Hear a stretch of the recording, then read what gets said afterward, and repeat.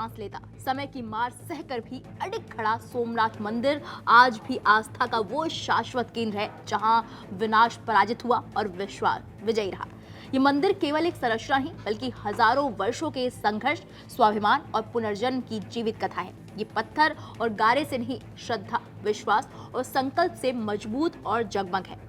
हम मंदिर पर हुए उस पहले आक्रमण की 1000वीं स्मृति को याद कर रहे हैं, जब महमूद गजनवी ने सोमनाथ मंदिर को ध्वस्त कर दिया था, 6 टन से ज्यादा सोना लूट कर ले गया था। 1000 साल पहले महमूद ने मंदिर तबाह किया। उसके बाद कई और विदेशी आक्रमणकारियों ने मंदिर खंडहर में बदला। उसके बावजूद आस्था नहीं टूटी। सोमनाथ मंदिर के इतिहास को लेकर आपके जहन में कुछ सवाल भी कौंधते होंगे, जैसे महमूद गजनवी कौन था और उसने सोमनाथ मंदिर पर आक्रमण क्यों किया। अब्राहम इराली की किताब द एज ऑफ रॉथ के मुताबिक भारत के हिंदू मंदिरों में अपार धन हुआ करता था। ऐसे में मंदिरों का विध्वंस करना महमूद गजनवी में एक ओर जहां धार्मिक जोश भरता था, तो दूसरी ओर अपार दौलत भी मिलती। कई बार तो इतना बड़ा खजाना मिल जाता था जिसकी उसने अपनी जिंदगी में कभी कल्पना तक नहीं की थी।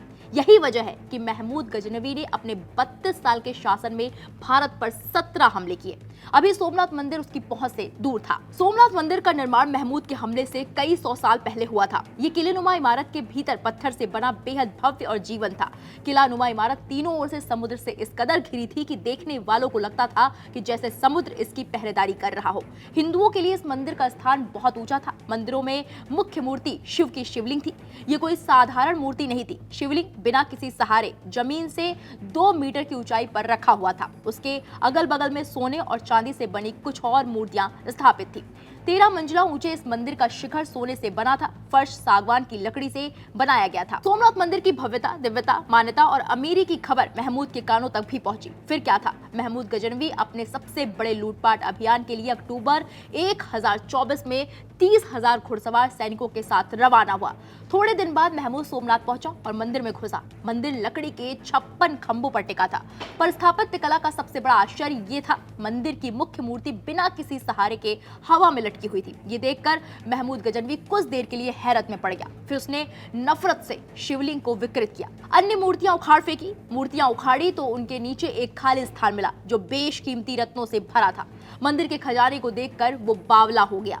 फिर महमूद गजनवी ने 40 मन सोने यानी कि 16 किलो की जंजीर तोड़ डाली, जिस पर महाघंट लटकता था। मंदिर की दीवारों, छतों, किवाड़ों और चौखट से सोने चांदी के पत्थर छुड़ाए।